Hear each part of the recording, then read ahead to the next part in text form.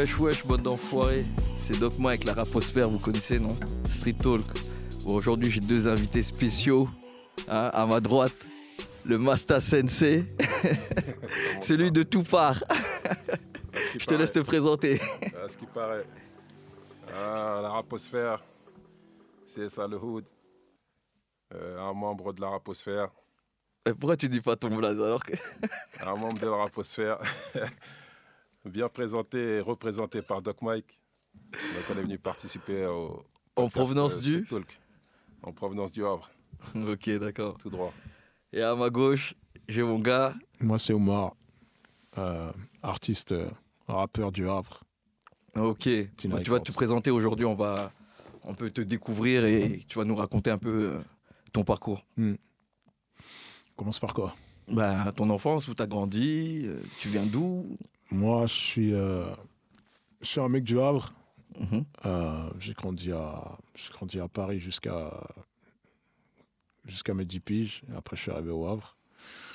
J'habitais à Trappes avant, 78. Et mes parents, ils sont arrivés. Mon père, il est arrivé au Havre en 80. Je crois que c'est 90, un truc comme ça. Et puis après, moi, j'ai fait toute mon enfance au Havre. Après, je suis arrivé. Et ça a été comment ta rencontre avec le rap? Comment elle s'est faite? Avec le rap, c'était... Moi, ma première sensation, j'étais dégoûté en vrai. Parce que je quittais un endroit... En fait, je quittais les villes nouvelles. C'est-à-dire que je quittais les endroits super propres, ça venait d'être fait, tout ça, machin. Et quand je suis arrivé au Havre, c'était déjà ghetto, en fait. Ouais. Moi, je suis arrivé au Havre, hall plein de pisse, tag... Dans les débuts des années 90, où c'était ghetto. Ouais, c'était ghetto. Puis moi, en plus, au Bois de Blé, donc dans mon quartier, j'étais dans une partie de mon quartier où c'était 4 blocs enclavés. C'est-à-dire que c'était fermé en triangle. Ok, une seule entrée. Une seule entrée. Non, il y avait 2 entrées et 2 sorties. Ouais, je vois le Mais c'était un coin où pour venir c'était un coin de mon quartier où pour que les autres du quartier viennent, il fallait vraiment qu'ils aient un truc à faire ici. Et en gros, dans ce coin-là, il n'y a rien à faire ici. Donc, vous étiez loin de tout, quoi. Non, on n'était pas loin de tout. On était dans le quartier, mais c'était une enclave dans le quartier. D'accord. Mais tu vois, c'était un peu enclavé. Moi, là où je suis, en tout cas, moi, à la barre du meuble où je suis tombé, c'était enclavé de fou. Toi, tu peux nous dire un petit mot, quoi, là-dessus? Non, c'est ça. Hein. C'est comme il l'a dit, c'est la population a été... Lui, il est sénégalais d'origine. Moi aussi, je suis d'origine sénégalaise. Et les gens, ils étaient plus concentrés autour. Tu vois, les tours, c'est l'autre côté de la rue. Ouais. Donc, toutes les tours, ils étaient là-bas. Et la plupart des gens, 90%, ils habitaient là-bas. On traînait tous à un endroit qui s'appelait La Boule. Et lui, c'était de l'autre côté de la rue. Et là-bas, c'était plus maghrébin. Il y avait quelques familles sénégalaises. Mais nous... Vous, votre côté, c'était plus africain du Sud, africain de l'Ouest plutôt. Ok. Africain de l'Ouest à fond. Ok. À fond. D'accord. Et c'était comment est-ce qu'il y avait des problèmes entre communautés, tout ça, etc. Non, il y avait pas ce genre de truc. ça se ressentait pas. C'était plus au niveau avec des blancs, mais pas avec les Renois et les Rebeux. Vous n'avez pas ce genre de problème? Moi, personnellement, à de mon souvenir comme ça... Je pense pas qu'on ait eu ça. Il n'y avait pas Non, parce que même les animateurs de la ville, c'était les anciens, c'était des rebeux. Ils nous faisaient bien participer aux activités. Ils nous accueillaient bien, ils nous laissaient la maison pour tous. Il y en a qui ont commencé à pierrer là-bas, il y en a qui ont commencé à boxer là-bas. Les animateurs sportifs aussi, c'était des rebeux. Donc, tu vois. Et vous, comment parce que vous m'avez dit que c'était au début des années 90. Votre rencontre avec le rap, ça s'est fait comment? Est-ce que vous aviez des grands là-bas ou c'est votre génération, c'est la première qui habitait là-bas puisque c'était J'ai envie de te dire, si c'est pas le premier, c'est le deuxième groupe du Havre qui a commencé à rapper dans la ville. Ok. Moi, je te parle ça, j'avais peut-être 8-9 ans. Et ceux qui rappaient, ils avaient 2-3 ans de plus que moi ou 1 an de plus que moi, tu vois. Donc, ils rappaient déjà dans un centre social qui s'appelait la Maison pour tous. Et c'est une femme en plus qui a incité les jeunes à vraiment rapper dans ce centre social-là. Elle venait de Paris et c'était la directrice. Et elle, peut-être qu'elle a connu... Donc c'est elle qui vous a en fait... C'est elle qui a mis cette activité-là en place dans ce centre social. Et façon MJC Voilà, façon MJC et qui s'est occupée de ce fameux groupe-là. D'accord. Et toi, Oumar, ta rencontre avec le rap?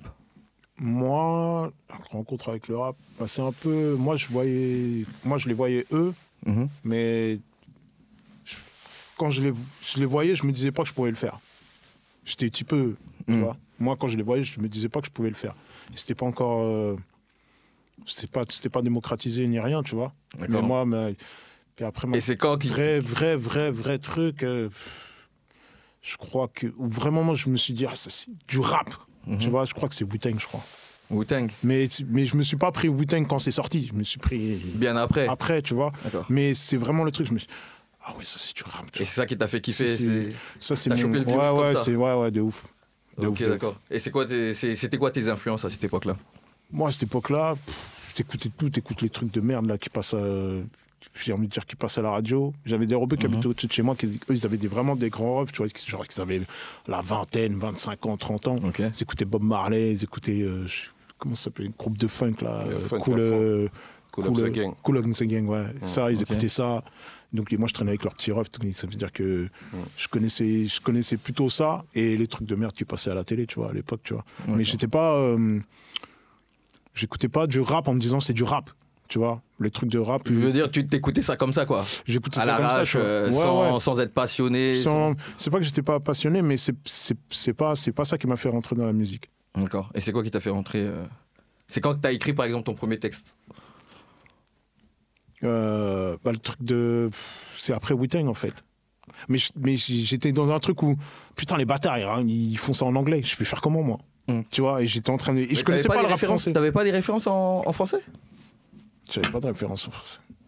Non, j'avais pas, parce que c'était pas... eux, par exemple, eux, je les voyais, mais en fait, c'est comme si j'étais gauche. Il y avait le premier groupe là, de votre quartier, là, qui avait commencé à cette époque. Ouais. Mais je sais pas comment tu les prenais pas en modèle C'est pas que je les prenais pas en modèle, c'est que je faisais pas le lien en fait.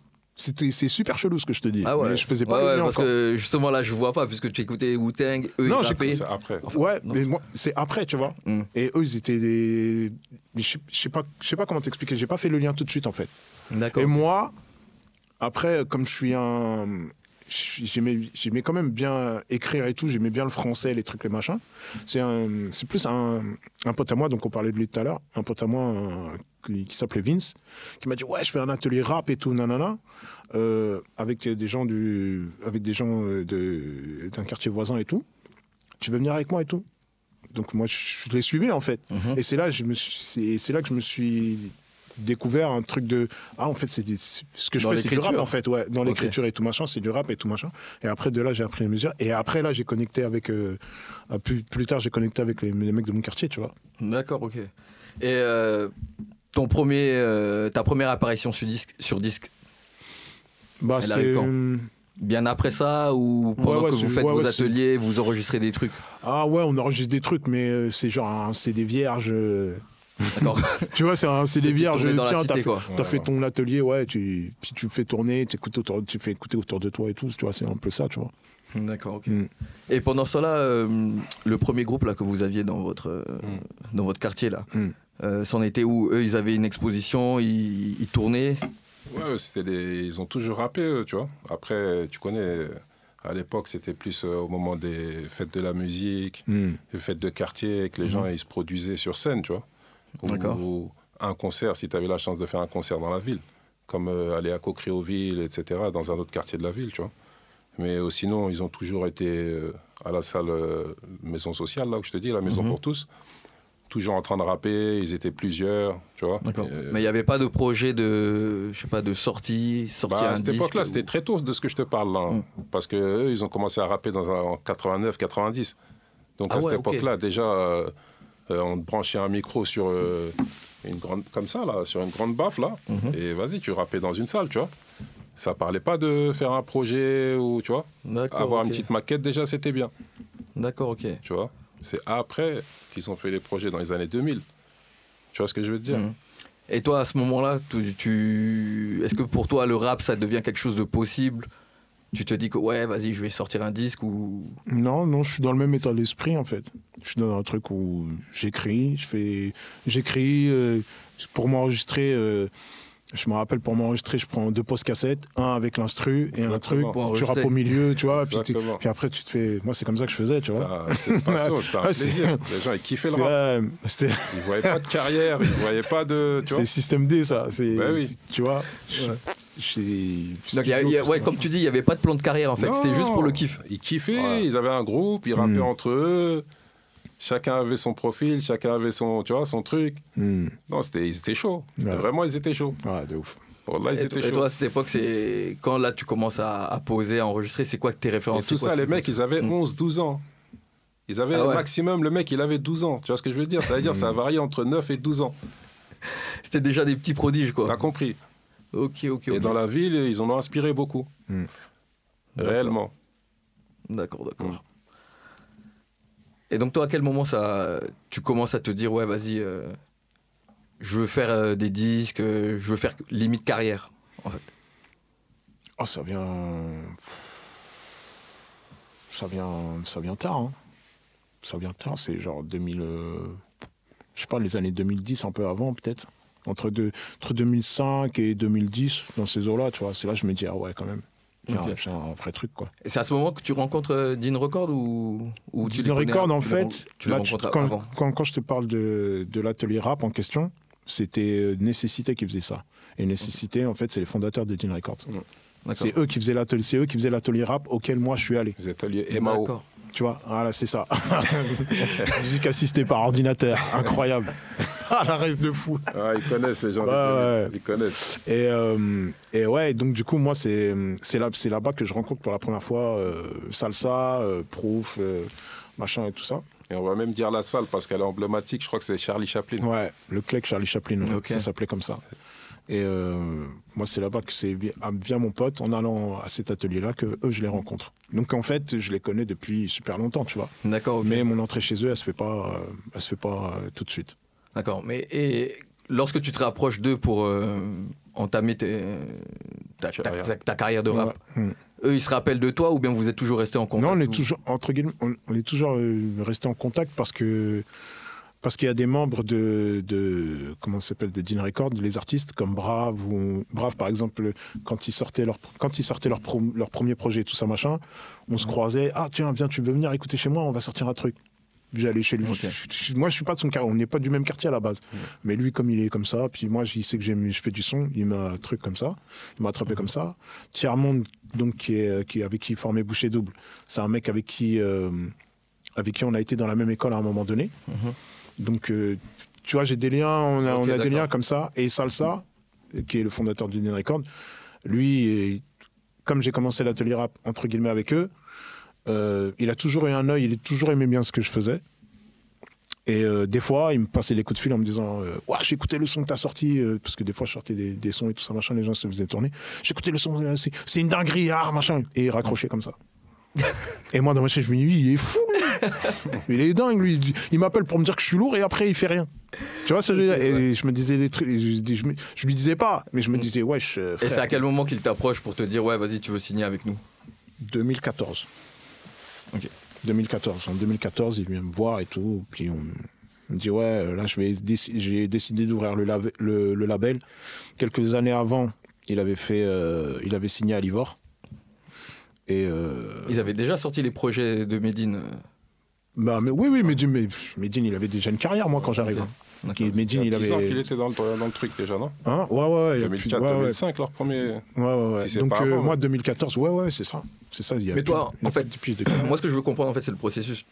Toi, est-ce que tu as cherché, par exemple, à démarcher des maisons de disques ou autres? Non. Jamais du tout. C'est eux qui sont venus, en fait. Ouais, ils sont venus. Ils t'ont dit, ouais, c'est ça, parce qu'en fait, moi, en fait, même dans mon quartier, j'ai souvent fait mes trucs tout seul. Okay. Même dans mon quartier, même quand je plug avec les mecs de mon quartier, qu'on fait des trucs et tout machin, à la base, moi, je fais rien avec les mecs de mon quartier, je fais mes trucs tout seul. Ok. Mais ça, c'est. Après, avec le temps, je me suis rendu compte que c'était spécifique au quartier, parce qu'au quartier, il te le dira, on est des têtes. Chaque personne qui est dans chaque groupe, c'est des têtes dures, c'est des tempéraments très, très marqués. Okay. Et donc, du coup, être en groupe, moi, je voyais même pas l'utilité, en fait. Je me suis dit, je vais faire mes trucs toujours tout seul. Si les gens ils viennent me voir pour faire des trucs, il n'y a pas de problème. Mais moi, je fais mes trucs tout seul. D'accord. Et eux, quand ils viennent me voir, c'est parce que juste avant, je sors des sons, je sors des trucs. Ils voient que je suis actif. Juste au niveau local. Ouais, juste au niveau local. Okay. Hein. Ils voient que je me débrouille, que je fais mes trucs, machin, que je fais tout seul. Et je pense que Salsa, c'est quelque chose qu'il a dû voir. Et c'est là qu'il m'a proposé de venir bosser avec eux, en fait. Ok. Et comment ça se passe le premier projet, c'est quoi? C'est Training Day. Training Day, ouais. Et tu peux nous parler comment ça s'est passé là? Comment ça s'est passé? Moi, en fait, comme je te disais, je faisais tout seul. Et c'est vrai que quand j'arrive dans le label, je découvre le travail d'équipe, en fait. Tu vois. Donc, en gros, le travail d'équipe, c'est toi, tu fais ton morceau, tu fais ta maquette. Et l'ingé avec qui tu bosses, il peut te dire t'as vu là, t'as fait ça, cette rime-là, elle est pas bonne. Peut-être que tu rappes trop vite, tu vois, machin. Il peut te conseiller sur des trucs comme ça. T'as Salsa qui était à ce moment-là, qui fait la direction artistique, il attrape tes textes, il te dit ça, tu l'enlèves, ça, tu mets ça, tu fais ça, ça, tu peux faire comme ça tu peux faire mieux. Je sais pas ce que tu vas faire, mais fais mieux. Tac, tac. Okay. Ça, tes placements, t'es mal placé, tac, tac. Et après, lui, il te donne un petit peu l'esquisse, les techniques et tout pour bosser. Moi, j'étais grave pas habitué à ça, donc j'ai mis un petit temps d'adaptation quand même. Et après, on a réussi à prendre le Training Day on va dire dans la foulée, tu vois. C'est quoi, c'est 2015, non, à peu près? 2015, ouais. 2015. Ouais. D'accord. Et la réception? La réception, en fait, pour le public Gin Record, parce qu'ils avaient leur public, moi, j'ai pas eu de difficulté par rapport à ça. C'est-à-dire que les retours qu'on avait du public Gin Record, c'était grave positif. Parce que Gin Record, en fait, c'était comme c'est un label, comment je peux dire, répertorié qualité, écriture, tout ça, machin, et tu vois, un peu conscient en façon. Moi, j'étais un petit peu dans ce truc-là, donc ça a été bien accueilli, tu vois. Et en plus, et en plus, moi, quand je suis arrivé avec un morceau autotuné, ce que les autres membres de Gin Records, ils n'avaient pas le droit de faire. Et toi, tu avais cette carte blanche? Moi, personne ne me connaissait, en fait. Donc, je pouvais arriver avec un autre style. Tant que c'était bien écrit et bien fait, j'avais le droit, tu vois. D'accord. Tu vois, c'est un peu ça, parce que les autres membres de Gin Records... Est-ce que tu avais une sorte de... T'avais une liberté artistique ou... Il y avait des trucs la seule contrainte interdit contrainte, c'était pas d'insulte dans le truc. La seule contrainte, c'était pas d'insulte, pas de grossièreté, pas de truc. En sachant que moi, tout ce que j'avais fait avant, il y en avait plein. Tu vois. Moi, il y en avait plein. Enfin, il y en avait plein. J'étais pas le plus hardcore de mon truc. Moi, je t'ai freiné en gros. Et moi, ça m'a pas freiné parce que moi, je suis un mec qui m'adapte. Je me dis attends, eux, ils ont fait ça. Ils ont fait une carrière avec un rappeur. Tu vois, Medine, il avait déjà comme 10 ans de carrière, moi, quand j'arrive, tu vois. Donc, je me suis dit, bon, je suis dans la bonne écurie. Les mecs, ils sont structurés. Au Havre, ils sont connus dans toute la France. Le mec, s'il me donne juste cette contrainte-là, vas-y, je vais la respecter. Je vais pas faire le mec têtu. C'est quoi ta vision du rap? C'est-à-dire comment tu vois le rap? Est-ce que ton rap, c'est... Il colle à ton image, à ce que tu vis? Ou est-ce que des fois tu t'accordes, je sais pas moi, des textes fiction? Ah, de la fiction, tu vois ce que je veux dire, des trucs comme ça. Comment tu définirais ton style de rap, quoi? Moi, en fait, ce que je dis, c'est que pour un certain temps, on était très collés à la réalité, en fait. On faisait du rap qui reflétait ce qu'on vivait, ce qu'on voyait, ce qu'on truquait. Mais moi, j'étais, on va dire, dans mon quartier, j'étais le rappeur. J'étais pas celui qui bicrave, j'étais pas celui qui tire, j'étais pas celui qui... Je sais pas si tu vois ce que je veux dire. Non, moi, j'étais le rappeur. En plus, j'allais te poser la question, en fait, ton rapport avec la rue, en fait. Ouais, mais c'est ça. Mais en fait, c'est pas de surenchère, en fait, dans tes textes. Tu vois non, ce que je veux dire? C'est pas une question de surenchère, c'est une question de savoir quitter. C'est une question de savoir quitter et savoir la place que t'as. Tu vois ce que je veux dire? Moi, j'étais le rappeur. Moi, si t'entends Oumar, il a tiré sur le... Personne va te croire, frère. Je sais pas ce que je veux dire. Okay. Oumar, il a fait ça. Je suis un mec de quartier. Tu vois ce que je veux dire? Il y a ça, il y a pas de problème. Mais moi, je savais c'était quoi ma place dans le quartier. Et les gens savaient que lui, c'est Oumar, parce que lui, il rappe. D'accord. On va te ramener un mec, tu vas te découper, frère. Ils vont me ramener moi. Tu vois ce que je veux dire? Il y avait d'autres, les mecs de mon... On était tous chauds, frère. Okay. Mais moi, j'étais identifié comme ça. Il y en a des mecs, c'était des bagarreurs. Lui, tu le prends en tête à tête, t'es mort dans le film. Tu vois ce que je veux dire? Lui, c'est... Toi, t'étais le tueur au micro. Tu vois ce que je veux dire? Moi, je sais qu'en tout cas, ma place, et je l'ai aussi fait pour ça, je pense. avec le recul que j'ai, tu vois, je me dis, je l'ai aussi fait pour ça, pour avoir ma place. Parce que comme je te disais, moi, je viens de Paris. Ouais. Tu vois, moi, je viens de Paris. Quand j'arrive à la base, je suis tout naïf. Quand j'arrive, je vois la saleté, je vois le côté ghetto. Et moi, je suis un grand. Dans ma famille, moi, je suis un grand. Et à un moment donné, soit tu t'endurcis, soit tu es une chiffre molle. Ouais. Et quand tu habites dans un quartier, tu peux pas te permettre d'être ça. Tu vois ce que je veux dire? C'est clair. Surtout ça, au en bois fait. de blé de l'époque. Ah, c'est... cousin. Au bois de blé de l'époque. Ah, tu connais les quartiers à l'époque? Dis-nous. Ah, Non, on est là, on parle Péra. On parle Péra aujourd'hui. on parle Péra.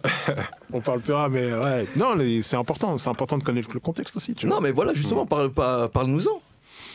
Bah, Le contexte à l'époque, est-ce que c'était violent quand t'es arrivé il y a... Moi, en fait, j'ai découvert. La vie grave, est-ce que c'était à donf, à toute patate? Ouais, après, c'est une vie de quartier, en fait. Tu vois, moi, je vais pas te dire, ouais, ça tirait partout, tac, tac, ceci, cela, machin et tout. Non, mais vu le contexte social aussi. C'était plus. Il y avait plus de codes. Il y avait plus on va dire, de codes d'honneur, de codes de la rue, tu vois. Il y avait plus de la mentale, quoi. Ouais, il y avait plus la mentale, il y avait plus de respect, il y avait plus ces choses-là. Ça, c'est les bons côtés, tu vois. Il y avait plus de solidarité, il y avait plus, tu vois, on était plus proches les uns des autres. Tu vois, il parlait tout à l'heure, il disait qu'il habitait autour et qu'il y avait une grosse communauté africaine. Eux, dans leur tour, ça rentrait, ça sortait, tu vois. C'était la famille d'en haut, c'est ta famille, en fait. Okay. Tu vois ce que je veux dire? Et donc, il y avait ce côté positif-là que moi aussi j'ai découvert. Parce que moi, quand j'arrive de Paris, mon père, il n'est pas là. À ce moment-là, mon père, il est encore au boulot. Je me retrouve chez les voisins, les Diallo, 2 étages au-dessus. Je comprends rien du tout, frère. Moi, de là d'où je viens, frère, c'est chacun chez soi, tout bien, tout propre. Tu vois ce que je veux dire? J'arrive chez les Diallo, frère, ils sont 50, tout le monde est assis par terre. C'était un autre monde pour moi, tu vois, frérot. Mais c'était la solidarité de l'époque, en fait. Okay. Tu vois, donc il y avait ce côté-là. Et après, il y avait aussi l'envers du décor. Bah, après, en vérité, comme aujourd'hui, mais avec plus de codes, avec une réalité. Pour moi, je pense que c'était plus dur à l'époque. Et il y avait des vrais codes. Tu mettais pas les pieds dans un autre quartier comme ça. Tu n'arrivais pas. Et à quel moment ça a changé? Il y a eu un. Je pense que c'est autour des années 2000, après 2000. Je pense que c'est des années début 2010. Je pense que ça a brillé à ce moment-là un petit peu. Il y a eu des choses qui sont faites. Moi, j'ai vu des trucs dans mon quartier. Je me suis dit, wesh, comment des mecs de l'autre quartier, ils arrivent, ils viennent. Et c'est à cette époque que La Fouine sort le morceau, les balances sont respectées. 2007, 2008. Ouais, c'est ces périodes-là. C'est ces périodes-là. Moi, je reviendrai un peu plus tôt, même. Je dirais à partir de 2005. Ah ouais, toi, 2005. Ouais. Moi, après, je pense que ça se marque, oui, 2010, c'est là que tu vois vraiment le truc, tu dis, dans cette période-là. Ah, ok, ouais, ça a commencé. Mais ça a dû commencer un petit peu, tac, tac, petit à petit, tu vois. C'est pas un truc qui arrive brutalement comme ça aussi, tu vois. Ok. Et donc, après, tu enchaînes je pense, en 2017-2018 avec Training Day 2. Training Day 2, ouais, je crois que c'est 2017. 2017, ouais, dans ces eaux-là. 2017-2018 ouais. Entre les 2 albums, il s'est passé quoi? Du travail parce qu'en vérité, j'étais pas. En vérité, avec le recul sur les training days, j'étais vraiment en mode training. J'étais pas prêt en vrai. Tu te perfectionnais? Je me perfectionnais et j'étais pas prêt. Même aujourd'hui que je regarde, c'est les choses. Tu cherchais un peu ton style, non? Ouais, exactement. Ta manière de rapper et tout. Je cherchais mon style, je cherchais ma direction musicale sans le savoir en fait. Je cherchais ma direction musicale. Je l'avais sous les yeux, mais je la cherchais en fait. T'as vu, ce mec-là, il a fait du karaté des années.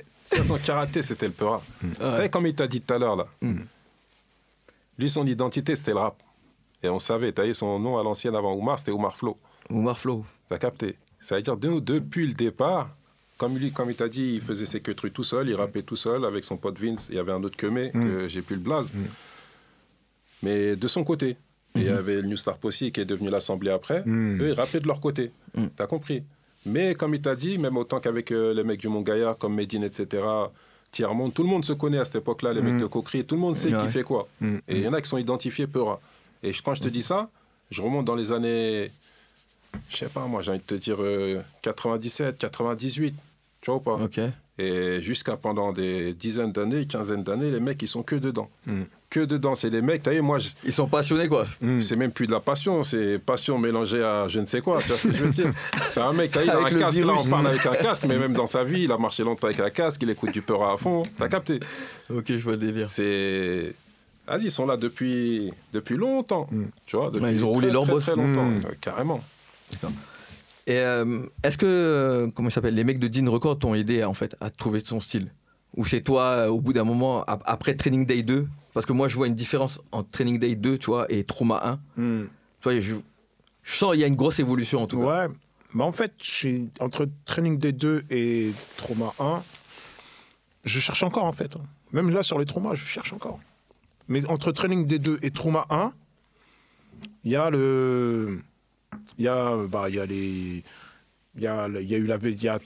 toute la nouvelle vague qui est arrivée, c'est-à-dire les Niska, SCH, PNL. T'as fait une série de freestyle Trauma Drill. Ouais, c'était cette époque-là.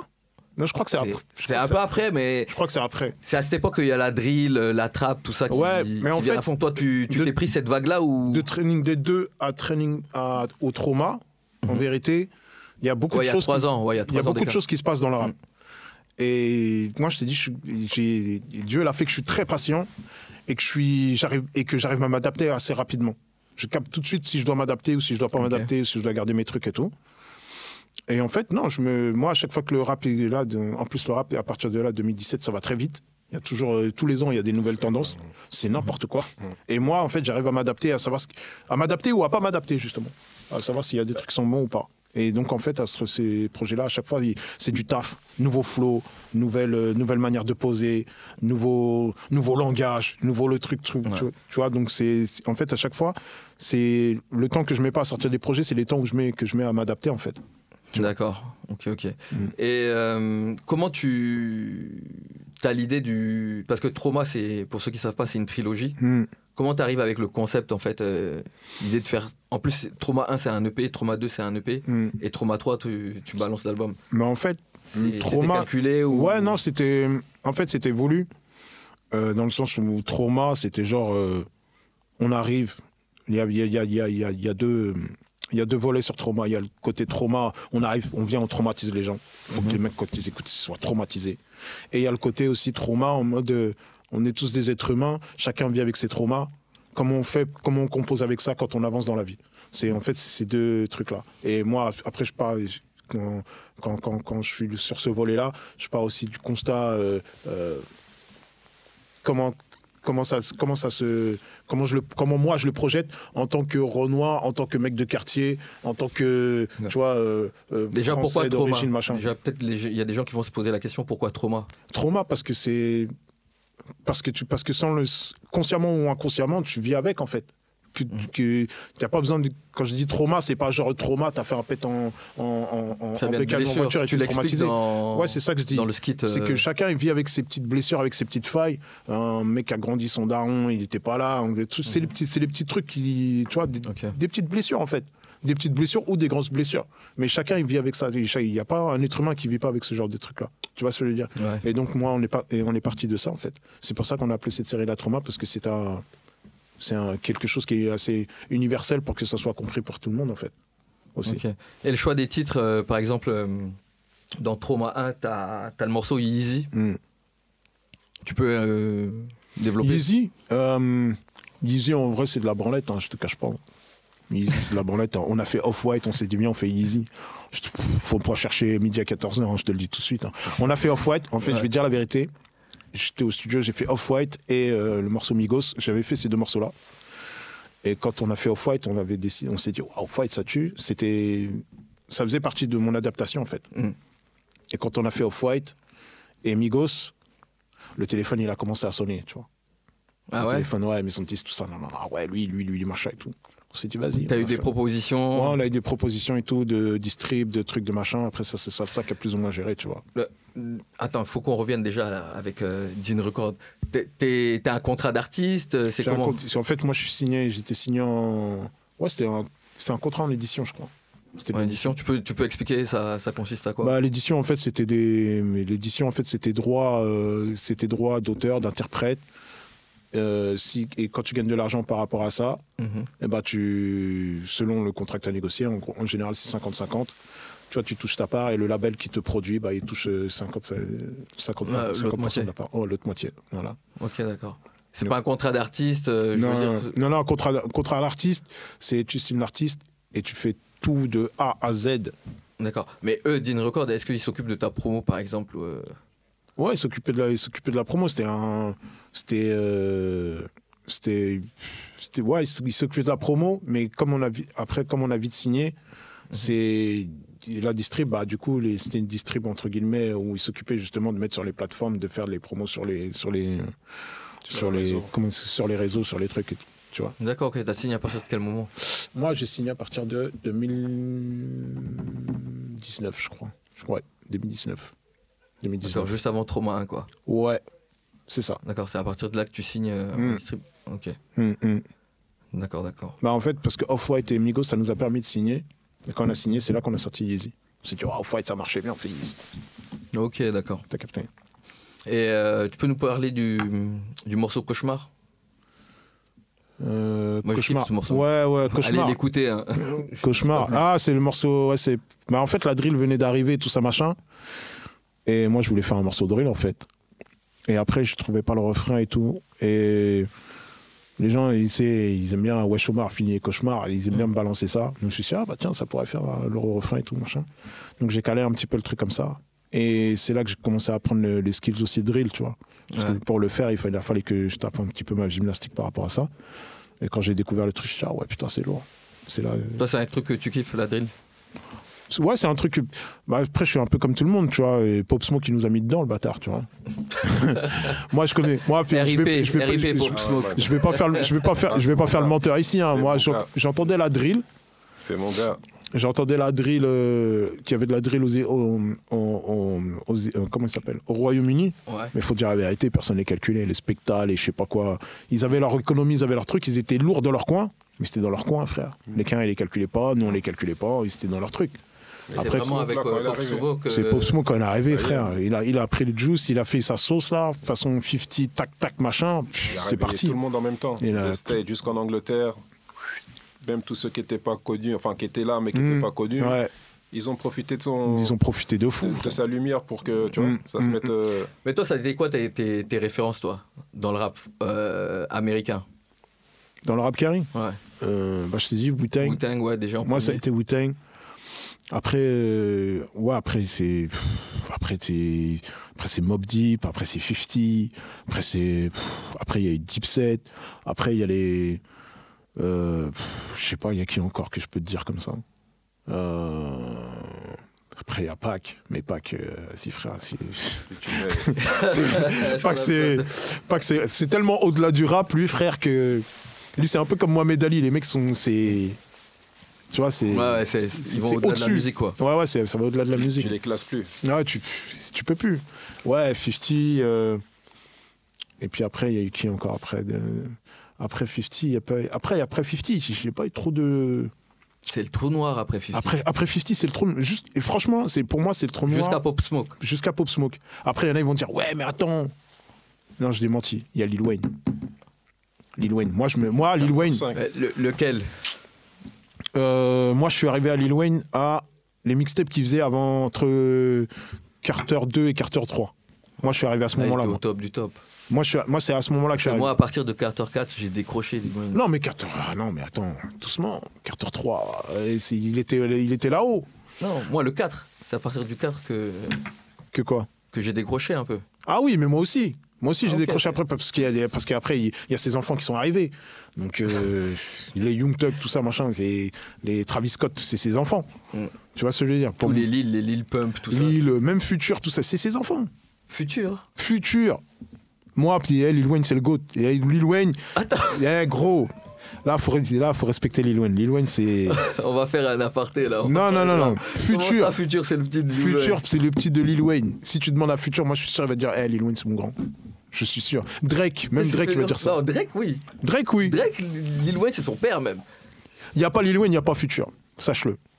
Il n'y a pas Lil Wayne, il n'y a pas Future. Je vais dire ça. Ah, c'est intéressant. Parce que tu sais pourquoi? C'est qui rappe comme ça avec le meuble rap? Ouais. Ce qu'on appelle le mumble rap, le truc que Future fait comme ça. C'est qui? Y a pas, avant lui, il n'y a personne. À part Lil Wayne, il n'y a personne. Le fait de mettre de l'autotune comme ça, le fait de mettre de l'autotune et de pas forcément pousser la mélodie, c'est qui fait ça? C'est Lil Wayne. Le côté trap, tout ça, c'est Lil Wayne. La trap, c'est Lil Wayne. C'est pas Lil Jon. Non, t'es tombé sur un sérieux concurrent, ma gueule. Réponds-lui. Non. Faut mettre du respect sur Lil Wayne. C'est la question. Maintenant, non, parce qu'on a commencé à dire, qui fait ça, on t'a dit. Après Pop Smoke, avant Pop Smoke, il y a Lil Wayne, frère. Faut respecter. Ah, il a argumenté, hein. Attends de répondre, mon ami. Non. Ok, ça se tient, ça se tient. Future, pour moi, c'est le mini game changer. C'est un changer au même titre que Travis Scott. Ouais, pour moi, Travis Scott, et eux, c'est les petits de Lil Wayne. C'est pour ça que je te dis ça. Il n'y a pas Lil Wayne, tous ces mecs-là, ils n'existent pas. C'est vrai, ça se tient. Ça se tient ce qu'il dit. Mais oui, c'est lui qui a. Lil Wayne, c'est lui qui a fait cette branche-là. La branche trap qu'on voit comme ça. Ouais, c'est lui qui a commencé le mumble rap là. Quand t'as argumenté là-dessus, j'ai dit là, c'est vrai. Mais quoique, quand il a commencé, tu sais, à faire le mumble rap là. Tu distinguais quand même une partie de ses paroles. Non. Alors que eux, là, ce qu'ils font là, tu distingues rien. Ouais, non, moi, je suis pas d'accord. Moi, je me dis, ouais, c'est audible, hein. C'est audible de fou. Future, quand il rappe, frère, même si des fois, machin et tout, tu vas voir des fois, il va pousser les placements, les trucs, l'articulation, à certains moments, mais quand ils sont vraiment à fond, tu vois. Ouais, mais après, je pense que ça a duré un moment. Je pense que ça a duré un petit moment. C'est peut-être l'oreille, tu vois, si t'es pas habitué. Ah ouais, peut-être aussi. Moi, j'aime bien Future. Non, Future, c'est. Pas de problème avec. Ah bon? Future, c'est très chaud. Ah oui. Future, c'est très chaud, Future. Donc. et on rap français. Future, là. T'as écouté Future Caris? Ouais, à l'époque. Il était chaud ce featuring là. Featuring il l'a respecté. Ah ouais, le français Quinry, un des meilleurs. Un des plus chauds. Un des plus chauds. Non. Future Caris. Non, arrêtez. En featuring français-américain. Arrêtez. À respecter Future et Caris ce son. Là, pour moi, il est dans le top 3 Quinry français. T'es fou.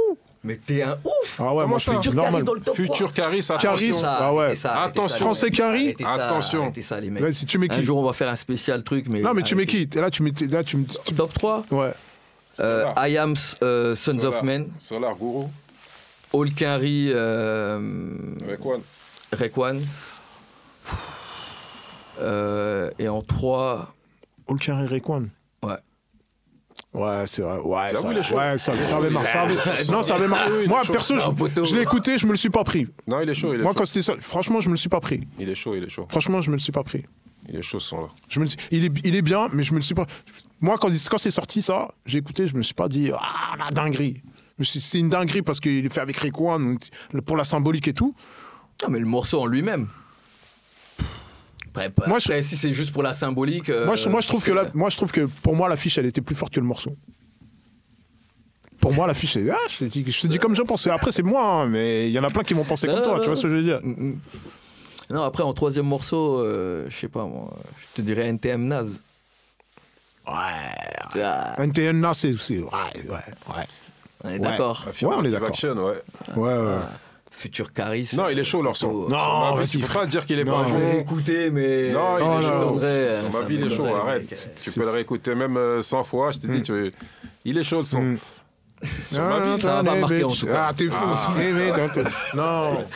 T'es pas sérieux. Pourtant, je l'ai écouté ce t'es pas sérieux, c'est ça ton problème. J'ai même vu.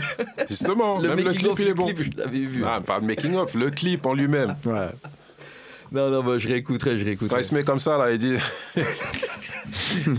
La gestuelle, tout ça. Ouais. Non, arrête. Et en rappeur français? Un rappeur français, Booba, Despo. Il y a une phase, tu dis je porte pas de Gucci, j'écoute toujours Desporuti.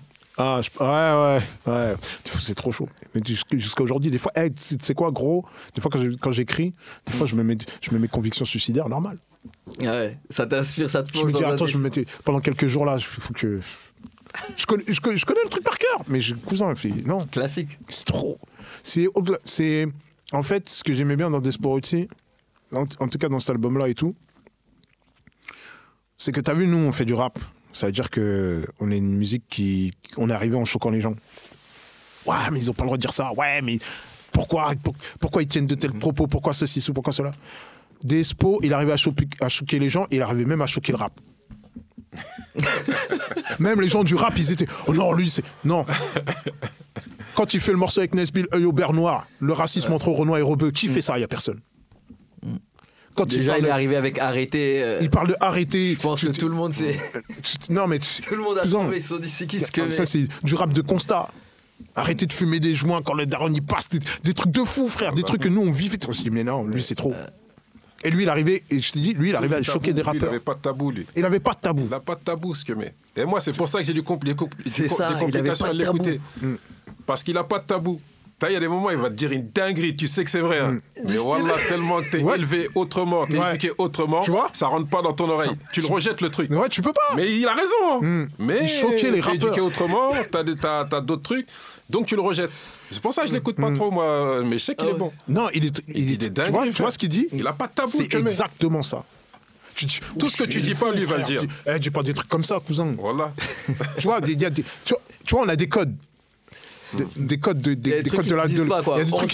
Il s'en bat les couilles. Il s'en fout. Il vient, il est dit, frère. Sur la table, t'es pas content. Tu crois que tu vas me guider vers Dieu? Montre-moi ton GPS. Il dit des trucs comme ça, frère. Nous, c'est pour ça que je l'écoute plus, parce qu'il dit des dingueries. Après, la vérité. Je savais que c'était à cause de cette phase. Mais moi, tu vois, en fait. Entre autres. En fait, tu vois, Despo, il y a ce côté-là où c'est très dur. Mais il y a des. Pour moi, il n'arrive pas juste. C'est tellement bien amené que j'arrive. Moi, je vois pas le blasphème dedans. Tu vois, parce que souvent je vois ce que tu veux dire. Tu vois ce que c'est tellement bien amené, c'est tellement bien. Tu dis, lui, il est pas croyant et dans comment il ramène le truc, je comprends pourquoi il peut me dire ça. Alors qu'il y a des. Après, je sais pas s'il est pas croyant, mais. Non, il est pas. C'est pas qu'il est pas croyant, c'est qu'il est très spirituel, mais.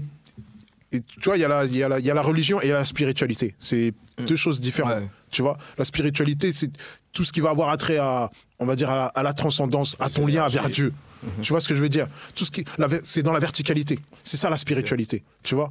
Et après, ça se répond, comment tu vis avec les autres, comment tu te. Mais la première chose dans la spiritualité, c'est ton lien avec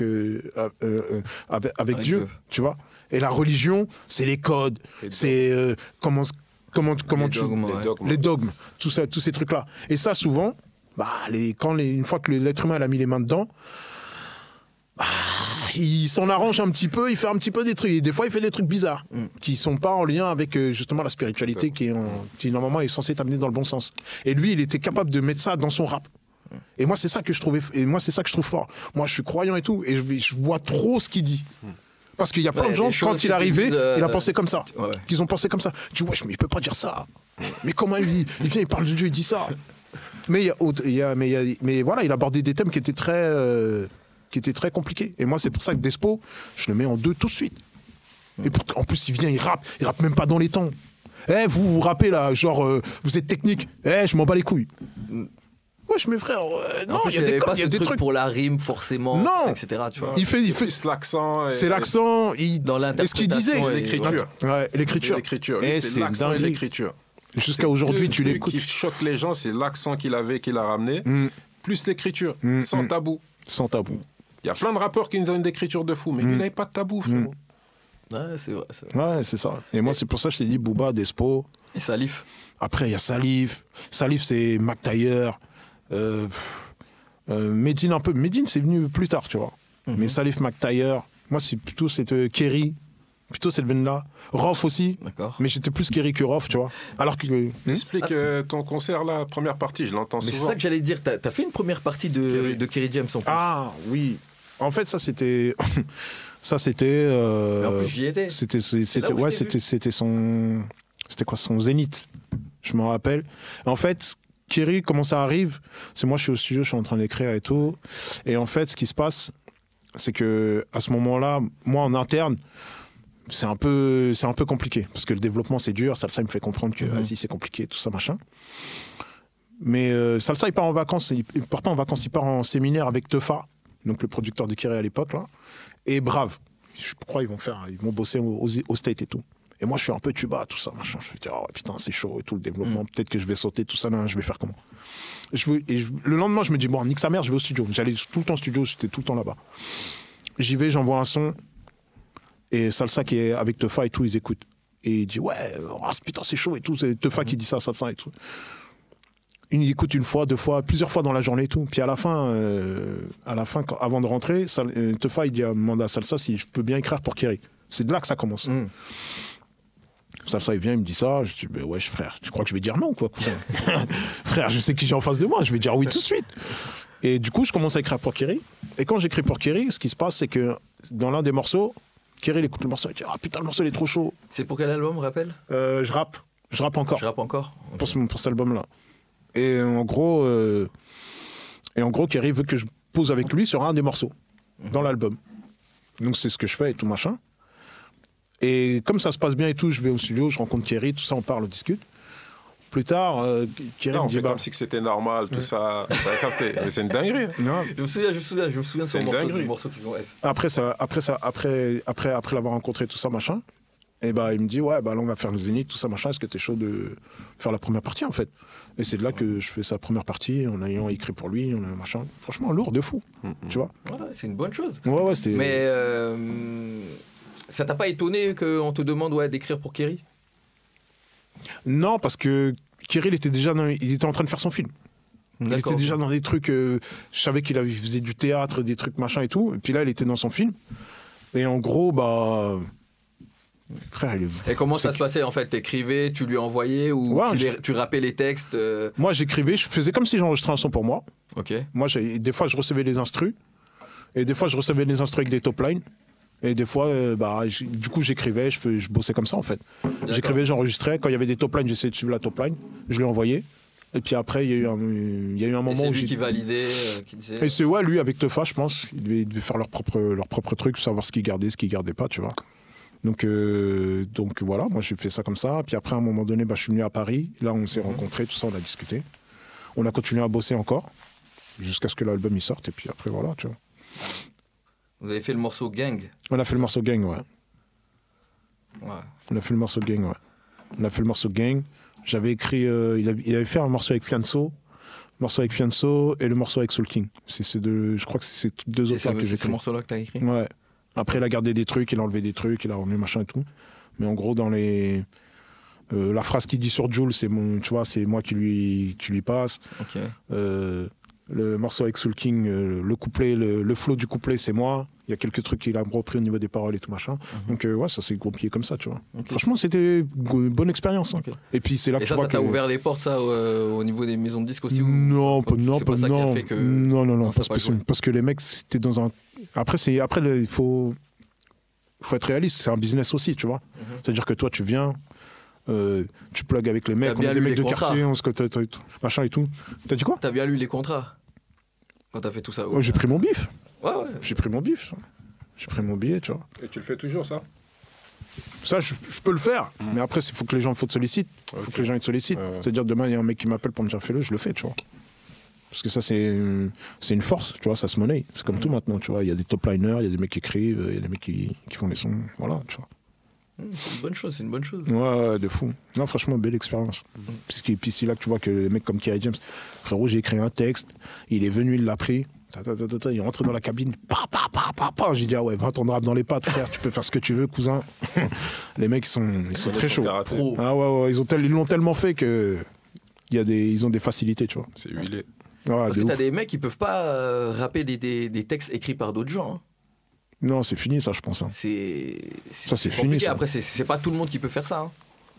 Bah, moi, je suis pas d'accord. Hein. Moi, je pense que cette démarche-là, ça s'est grave démocratisé. Maintenant, les gens s'en battent les couilles, frère. Il y a des mecs qui font hors platine. Il y a certains rappeurs, tu leur ramènes, ouais, vas-y, je t'ai écrit un texte, par exemple, vas-y, essaie de rapper. Vu que c'est pas lui qui l'a écrit, c'est... Je sais pas. Ah, ouais, il y en a qui vont réagir comme ça. Mais après, ça dépend de où est-ce que t'en es dans ton processus créatif et dans ta carrière. De toute façon, de la partir du moment, comme lui, il a dit, c'est les personnes qui te sollicitent. Si la personne elle te sollicite, c'est que, tu vois, déjà la base, c'est la démarche, c'est que, tu vois, il va rapper autre chose. Snoop Dogg a fait ça aussi sur un de ses albums. Hein. Il a dit, vas-y, j'écris pas, ramenez-moi des textes, et puis voilà. Mais les carrés, c'est Jay-Z, il a fait ça depuis. Le truc Still Dre, tout le monde sait aujourd'hui que c'est lui qui l'a écrit. Ah, ils l'ont découvert tard, les gens. On l'a découvert tard. On dit, Dre, il est trop chaud. Cousin, c'est Jay-Z, il a tout fait, frère. Tu vois ce que je veux dire? Fallait lire les crédits derrière le CD. Ah, peut-être. Hein. Ah, je sais pas, mais en tout cas, à l'époque, on se disait pas Jay-Z, nanana, ceci, cela, tu vois. Et à l'époque, ça se faisait déjà, tu vois. Bien sûr, bien sûr, bien sûr. Et par rapport au featuring sur Trauma 3, 404, Souffrance, Tedax Max, il y a Cachemire.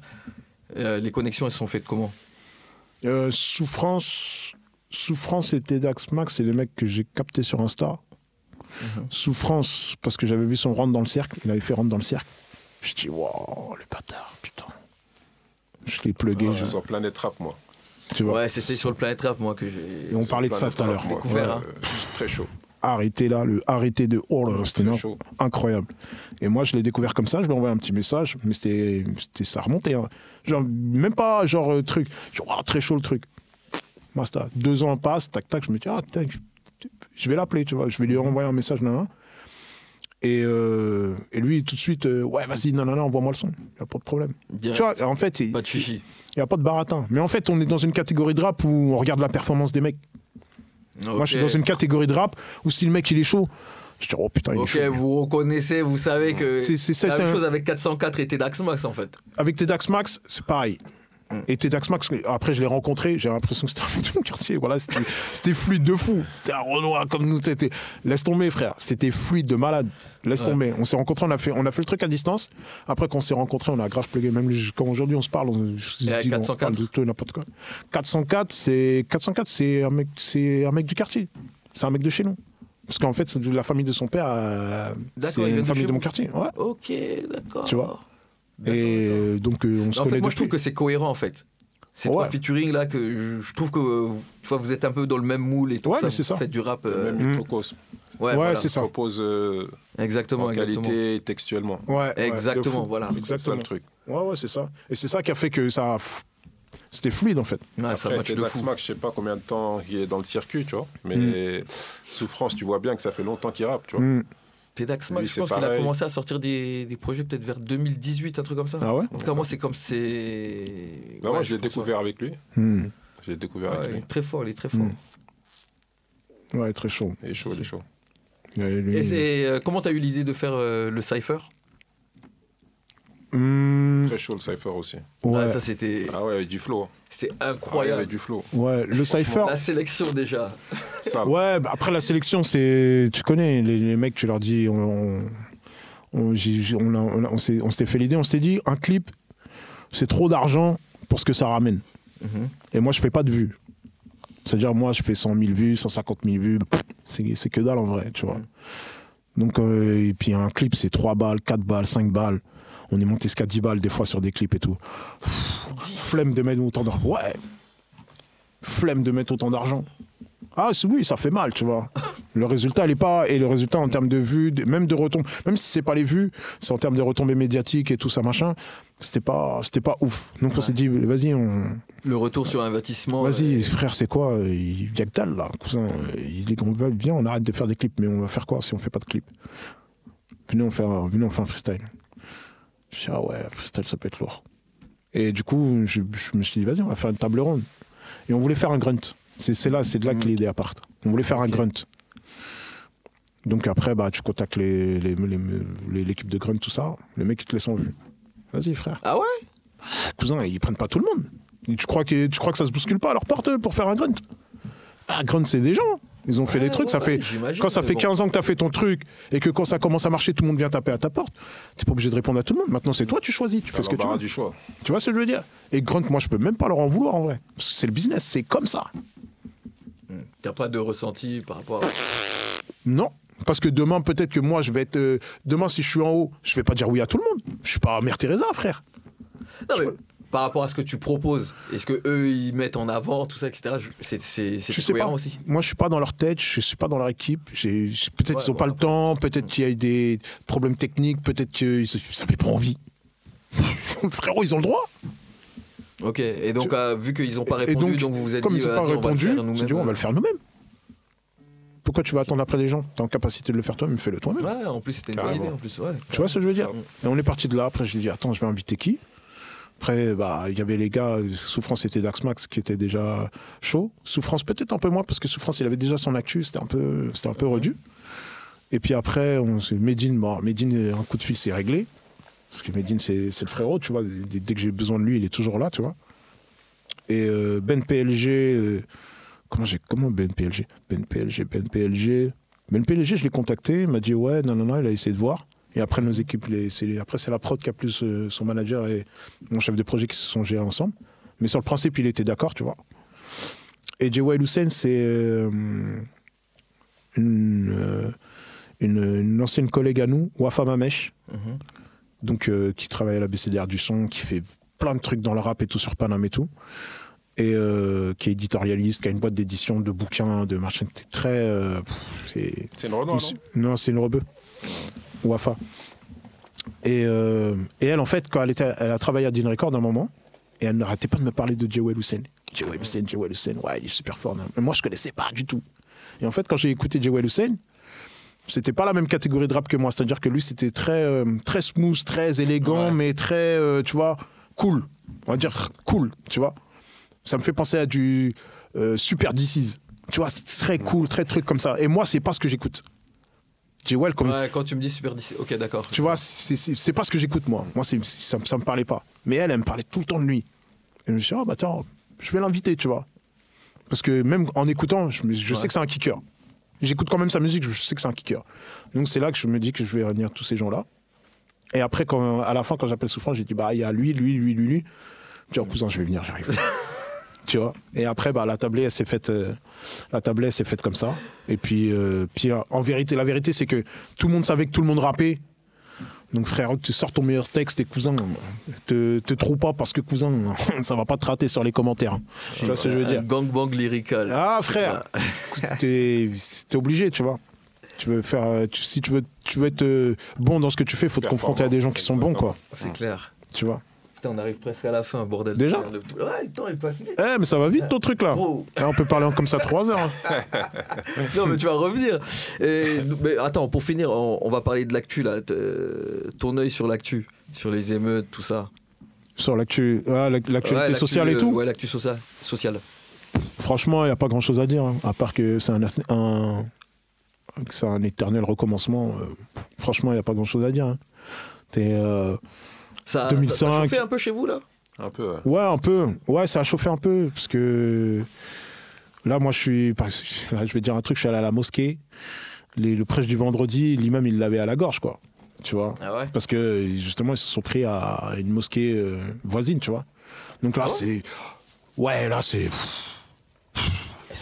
Là, c'est relou. On connaît les émeutes, les trucs dont on n'est pas content, tac, tac.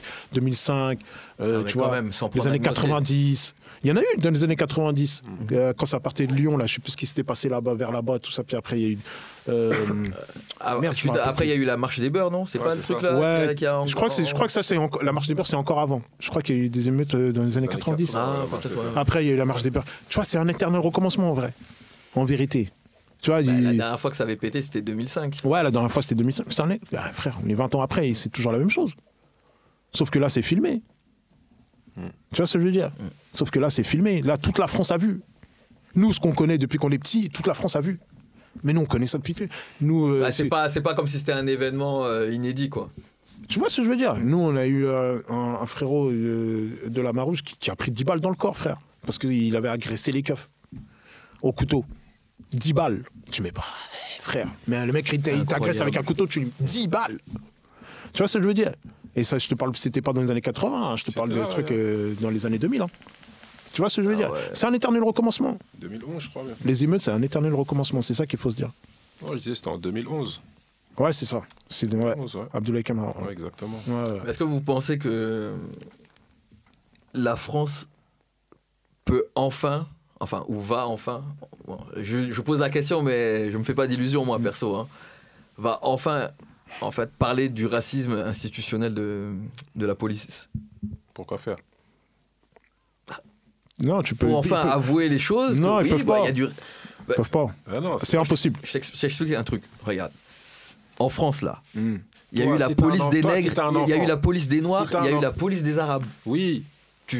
vous êtes au courant. Ah oui, frère. Tu vois, quand ces trucs-là, ces polices-là, elles ont été dissoutes, les mecs qui étaient dans ces polices, ils ont formé des gens, ils sont devenus inspecteurs, ils sont devenus préfets, nanana. Ils ont transmis ce truc-là, ce racisme. Tu vois. Donc, nous, on le sait. Mais est-ce que, là, si par exemple ça continue, les événements continuent, est-ce qu'ils vont pouvoir, en fait, se regarder dans la glace tu peux et pas. se dire, ouais, bon, vas-y, Non, il faut qu'on refasse tout le truc. Non. Jamais. C'est pour ça que j'ai dit pourquoi faire. Ils ont aucun Parce qu'il y a un mec qui en parlait là, sur Mediapart, là, tu vois, justement, de ça. Que les Français sont trop dans le déni. Bah, c'est pas que les Français sont c'est pas qu'ils sont dans le déni. Jamais. C'est qu'à un moment donné, c'est Il y a des livres qui expliquent ce qui a été fait au XVIIe, XVIe siècle, ma gueule. On parle pas de la manif ou en 2005. Des choses plus atroces dans le monde qu'ils ont faites. C'est un fait, hein, c'est avéré, c'est écrit. Tu vois. Déjà, ça, ils le reconnaissent pas. Ils vont te reconnaître des choses qui se passent là en 2023 ou en 2005. Mais non. Non, ils peuvent pas. Il y a des choses plus atroces qu'ils ont fait à l'humanité. Tout le monde le sait. Parce que quand tu cherches, t'as pas besoin de chercher trop loin. Puis la police, c'est le dernier, c'est ce qui sépare le peuple du politique. La police, c'est le dernier. Les gilets jaunes. Quand il y a eu les gilets jaunes, la France entière, ils ont vu. Ils ont découvert ce que nous on savait depuis 30, 40 ans. Voilà, tu vois ce que je veux dire. Les gens, ils ont découvert ça. Mais la police, c'est eux qui ont empêché les gilets jaunes d'aller chercher Macron. Et c'est tout. C'est vrai en plus. Donc tu crois que les politiques ils vont venir, vont dire ouais bon la police. Mais là Darmanin il a semi-condamné le. Ouais il a condamné, mais c'est infusible, c'est rien, c'est pas grave. Tu crois que lui il va venir, il va refonder la police. Tu crois qu'au lieu de leur dire bon vous allez faire 10 mois de formation pour former un keuf, vous allez prendre 3 ans. Tu crois qu'il va leur dire ça? Non, parce qu'ils ont besoin de ces gens. Ils ont besoin d'avoir que la police ça tourne comme ça. Et c'est plus une Ils ont besoin que la police ça tourne comme ça. Tu vois ce que je veux dire? Tu peux faire les grands discours que tu veux, tu peux faire ce que tu veux. Et il a raison. En plus, même les rapports de l'ONU de toute façon changent rien. Ils ont dit non, le racisme dans la police. L'ONU ils peuvent parler, mais ils n'auront pas la main dessus. Sur le pays. Ils ont pas la main sur le pays. Tu vois ce que je veux dire? Et même s'ils avaient la main sur le... Ils vont t'envoyer un inspecteur, il va te dire ça, il va t'envoyer... Il va faire un rapport, et puis après, basta. À la finale. À la limite. Aujourd'hui, hein, Ils peuvent pas faire ça, ils peuvent pas. Le politique, il a besoin de la police telle qu'elle est comme ça aujourd'hui. C'est son boulot. La police, c'est ce qui maintient. Je t'ai dit, les gilets jaunes, ils ont montré ça fort. Ils ont montré ça fort. C'est une histoire de couleur, pour dire. Ils avaient des blancs en face d'eux, majoritairement. Ouais, c'est Ils ont crevé les yeux. Arraché des mains, et compagnie. Des dingueries. Là, c'était pas une histoire de couleur. Donc, pour dire que l'État, pour protéger ses intérêts, t'as beau être noir, arabe, blanc ou je sais pas quoi, on t'envoie les mêmes soldats. Voilà, c'est ça. Et que le problème, c'est juste que si t'es noir ou arabe, c'est une circonstance aggravante, en fait. Le racisme, il est pour la police. Tu vois ce que je veux dire? Si t'es noir ou arabe, c'est une circonstance aggravante. L'État était raciste envers la classe populaire. Parce qu'ils étaient prêts à les tuer, à les éborgner, etc. pour garder leurs intérêts. Donc pourquoi ils reconnaîtront le racisme envers les Noirs ou l'esclavage qu'ils ont fait ou la colonisation néo ou ancienne, tu vois ou pas? C'est pas dans leur intérêt.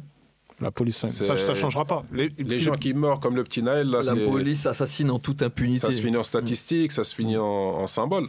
Mais au fond du fond, il n'y a rien qui change. Nous, on l'a vécu, on est né là, on sait de quoi on parle. Quand on nous disait qu'on était fous, oh, tu débordes, oh, t'es parano. Aujourd'hui, là, c'est clair et net. C'est clair et net. Après, le truc, c'est quoi? C'est de dire, tu vois ce qui se passe, les émeutes, les machins, c'est la colère et tout machin. Mais nous, on est assez âgés pour comprendre que on peut pas dire aux gens de pas être en colère. Ouais. On va pas dire, vas-y, va casser tel truc ou tel truc ou tel truc. Ouais. Mais c'est la colère, elle est compréhensible. Et eux, ils n'arrivent pas à comprendre, à comprendre cette colère-là. Tu vois ce que je veux dire? Ils n'arrivent pas à comprendre les racines. Ou ils font semblant de pas comprendre les racines. Ils font semblant. Ils font semblant de pas comprendre. Ouais, voilà, moi je pense que c'est leur seul argument pour délégitimer leur manière de faire. Ouais, c'est ça. Parce que quand tu parles des biens des gens, déjà tu touches la personne, elle se sent concernée par ton discours.